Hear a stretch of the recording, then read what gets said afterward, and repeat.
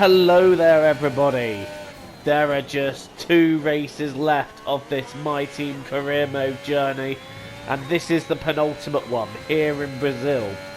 I hope you've enjoyed watching this journey as I've enjoyed recording it, and I cannot wait to start a whole new journey on the F1 22 game. But right now we are trying to get out of Q1. The championship took a massive swing in our favour in Mexico. After the Red Bulls collided, I took a win and Leclerc critically got no points. So the gap is now 31 points. So the championship can be wrapped up here. But first things first, let's get ourselves through Q1. And that is exactly what we've done. Q2, again, I don't feel like we're going to have many problems here. I think we've got good pace around here. This is a circuit I know and love, and I've raced on ever since the very first F1 game came out, so Sao Paulo, not an issue. And in fact, we're quite comfortably through Q2. Right, into Q3 we go, and already pushing hard to try and get a competitive lap. We'll get a couple of shots at this. First things first though, let's get that banker lap in. I'm already feeling it. I'm feeling like we've got some decent pace here.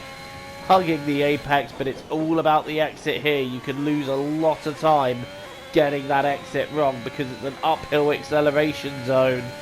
So you've got to nail it. I don't think I did particularly nail it there. I think I lost maybe a tenth or two on that exit. But it's P5 for now. But I think we can do better, and in fact we've demonstrated that we can do better because we're a few tenths up. What is this going to be good for? Over the line, it is P4 on the grid, right behind our championship nemesis. Anything can happen going into this race. All that remains is the main event. We'll be live.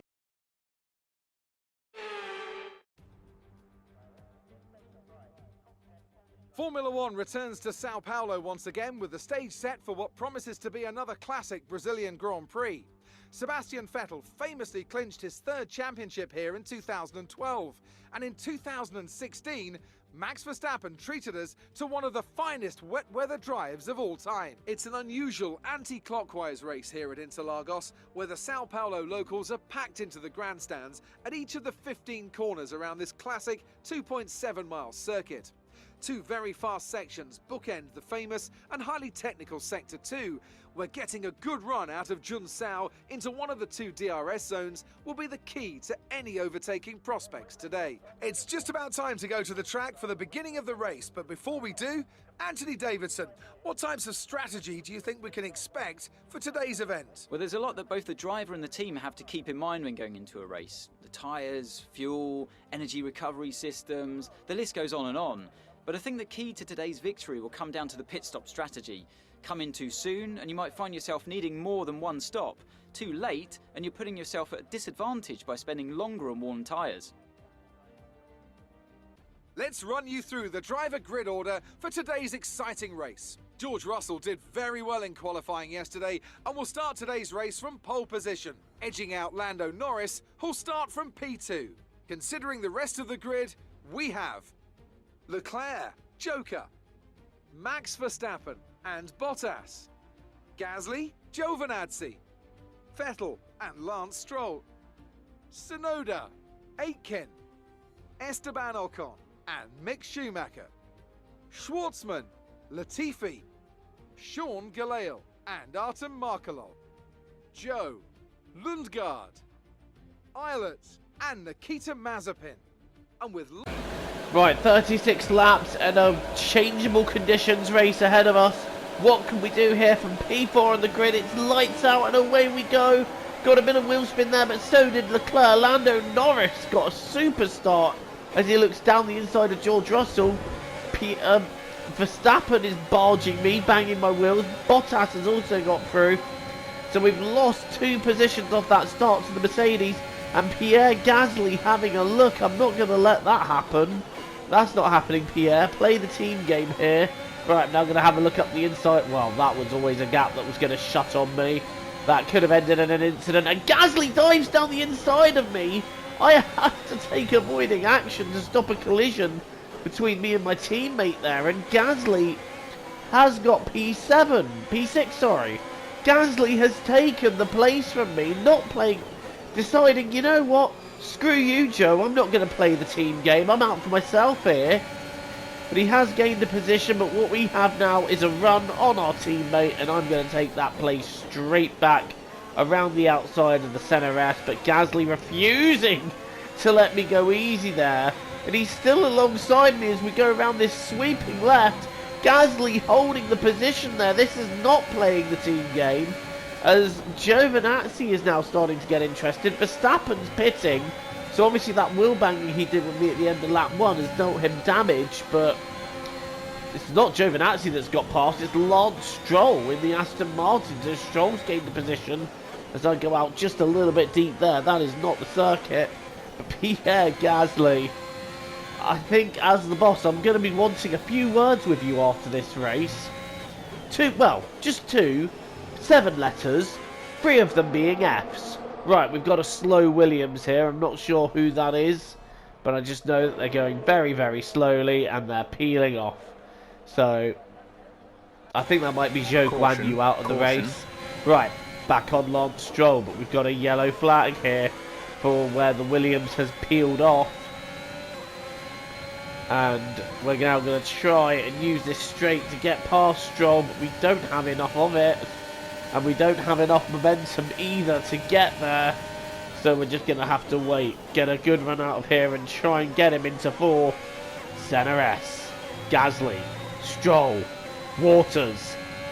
Getting into his chuff now. We're going to have a look up the inside. Does Stroll cover? No, he doesn't, and that move is relatively easy. Alright, now it's our teammate that's deciding not to play the team game. Gasly, dead ahead of us in P5, and then Bottas is just a few seconds up the road. I'm confident that we can make this move, but we've not made the corner, and we're going to go straight across the centre S. I've now got to let Pierre Gasly back through, and this is frustrating me now because it is killing my race. And I don't know where Charles Leclerc is in this moment, so we need to get ahead of Gasly quickly. That is imperative. As we take a look down the inside, Gasly doesn't fight that one off, and Leclerc is in P3. So as things stand, if the race was to finish like this, the gap would be 26 points going into the final at Saudi Arabia. So I think we'd win it on countback, you know. I think we'd be champion on countback there. But we're now making our first pit stop, and for some reason they're changing my front wing. I don't know why they're doing that, because my front wing was fine, my pace was fine, but apparently they've seen something they don't like, and so they are fixing it. I was really trying to get a bit of an undercut on Bottas and Leclerc there, but now that's not happened. We are back out on track, and we're setting some fast pace now, so getting back where we need to be. There's a Williams that's spun, that's Callum Ilott, so Williams' miserable day continues. We're going to see a replay of what happened with Ilott. On the throttle too early, round it goes. And you know what? I like the fact that the AI make mistakes. I like the fact that the AI can cock it up. And I think that's something I really want to see more of on F1 22. I want to see the AI being able to make mistakes, and I cannot believe this. Pierre Gasly coming out of the pits in front of me, but on cold hard tyres we make him dive up the inside and we take the move. And now look who's right behind me. It's Jack Aitken on soft tyres in the AlphaTauri, the driver that replaced Pierre Gasly, and is doing a sterling job at this point. If anything, I'm more worried about Aitken behind me at this point because he seems super quick. Right, Bottas is ahead of us now by 1.5 seconds. Leclerc in 4th. And as things would stand now, I would be champion. So let's try and hold on to the position, but we're not going to be able to hold on to the position because Jack Aitken is diving up my inside, and Jack Aitken has got the move done on me. That is a brilliant move down the inside by Jack Aitken there. He licked the stamp and he made sure he sent it. And that was a move and a half. And you know what? I'm struggling to keep up with him here because that AlphaTauri is quite quick in a straight line on those soft tyres. And you know what? Aitken is about to take Bottas. I'm trying to go around the outside, and I think I saw them banging wheels around the outside there. Aitken having to back out. And now we're going to see him go for it again down the inside of turn 4. Bottas having to give room. And I think Valtteri might just have a little bit of damage to his car. Indeed, he did pit that lap. So Bottas having damage, and now we're right behind Aitken. So now Aitken's soft tyres aren't feeling quite as good. We are able to stay with the AlphaTauri. Gasly has dropped back, and he's got Giovinazzi right behind him to be worrying about. But now we're going to try and get back past Jack Aitken down the inside of 4 in the same way that he took me, and that is the place done. And funny enough, we're taking P4 Brilliant. at Nice turn move. 4. Okay, next up is going to be Lando Norris, because Clear the Charles box this Leclerc one. Push has hard made a on the very inner. bizarre pit decision as we go around the outside of Lando Norris. The rain has come. Has Leclerc pitted for wets? No, he's pitting for a set of softs. Why has he Complete done go that? now. That is an extremely bizarre thing. I can only assume Pit strategy that complete. him and Lando See must have these banged tyres through wheels to the end now. somewhere, because Leclerc pitting for softs, and then a couple of laps later I'm now pitting for intermediates. I don't know what happened with Leclerc and Norris, but like I said, they must have banged wheels or something, because that is bizarre for Leclerc to make that stop then. But anyway, he's now still out on those soft tyres, so he is going to drop massively down the field. Well, that strategy really not working for him. George Russell now in the lead. I'm up to second. Jack Aitken is looking at securing a fine podium for AlphaTauri. But Leclerc's championship is going up in smoke in the most dramatic way possible. We're trying now to catch George Russell to see if we can secure this with a win. But Russell, unlike Australia last season, is, I think, going just a little bit too quickly for us to catch. And I think that is going to be game over for us. But P2 and securing the championship with P2, I will happily take. But look how much we've caught Russell over the last few laps. If only I had a lap or two more, I feel like we could have taken Russell. But it's going to be P2 and a third Drivers' Championship. We have been nothing short of brilliant this season. And I feel like, although I've made some mistakes along the way, this has been a solid effort. And we're going to cross the line in P2 to take the Drivers' Championship and become a 3-time champion of the world. Fantastic drive, and it means you're Drivers' World Champion. What a result. Enjoy it.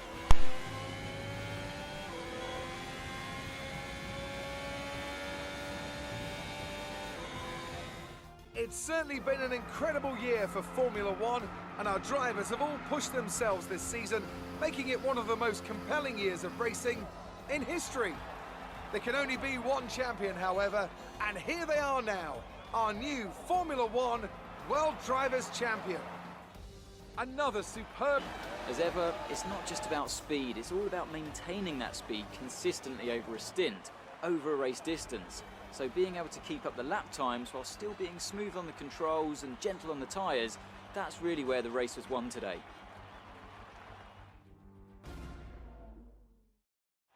Red Bull put up an outstanding fight for the front position today, and it's great to see it paid off for them. They do so much for the sport that you can't help but be delighted by today's race win.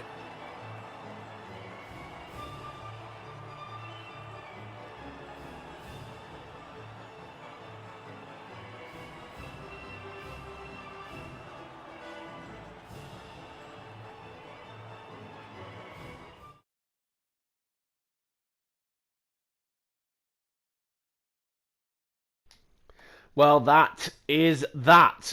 I have clinched Season 5, won the Drivers' Championship.